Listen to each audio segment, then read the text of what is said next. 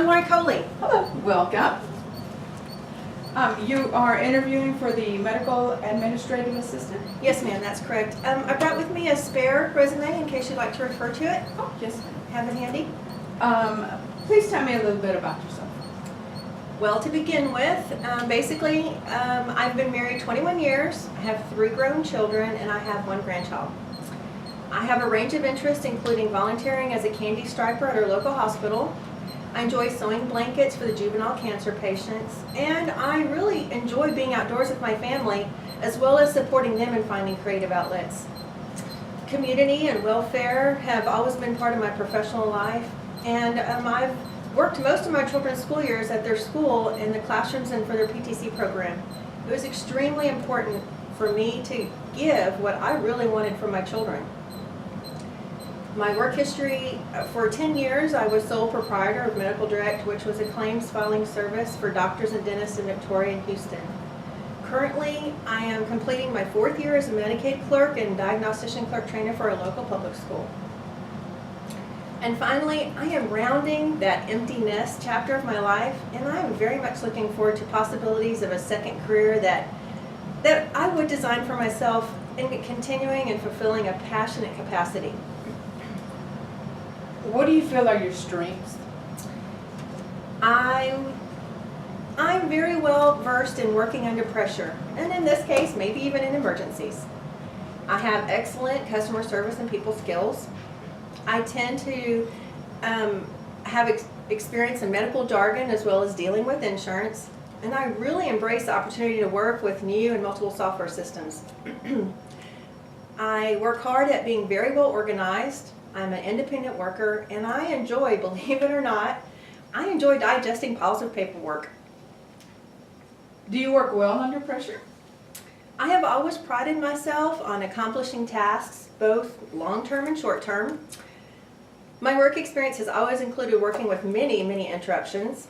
I like to be available to assist other departments depending on need, and I feel networking and supporting other departments is beneficial to my employer as a whole, as well as it's really good at building goodwill towards my department.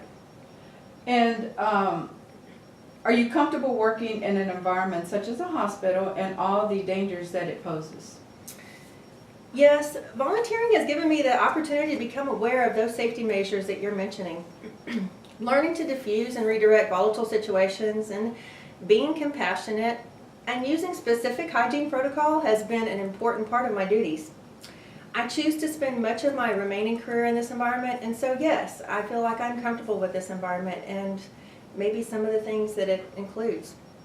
And what do you feel would be your weaknesses? Honestly, I find it very hard to say no. Sometimes that makes my plate very full, and I find I have a variety of duties pending. I am just too glad to help sometimes, and I've learned to use phrases such as when I can complete this duty or as soon as I finish the stack. But it also has helped me build on my prioritizing and networking. Out of necessity, I guess if you will, I'm very good at quickly assessing need and priority and really getting it done. Are you willing to work overtime or shift work? Yes. It wasn't mentioned, but I assumed that there would be a need for staff to be available around the clock. I would prefer, however, a revolving shift rather than working only graveyard, but I'm willing to be flexible.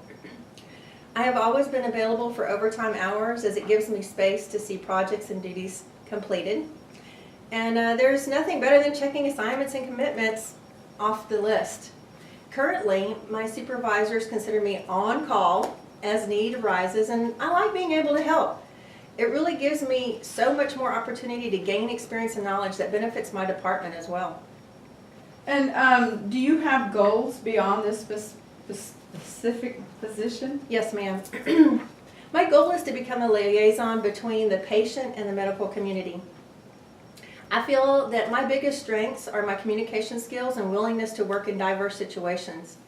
Gaining the personal experience of directly working with the patient and patient treatment, I really hope to expand my knowledge of that delicate balance of the patient and provider relationship. Ultimately, I wish for my second career post-family rearing to include working in the therapies. I would really love to become a licensed speech and language pathologist. Do you have any questions? Yes, as a matter of fact, in respect to the hospitals being owned by, many of them being owned by the same organization, would I be asked to move or work at more than one facility? At this time, we are exploring the benefits of sharing in the same community. We do not actively or intentionally move our employees out of the state or out of the city. Mm-hmm. The opportunity is available should your family require to move for you to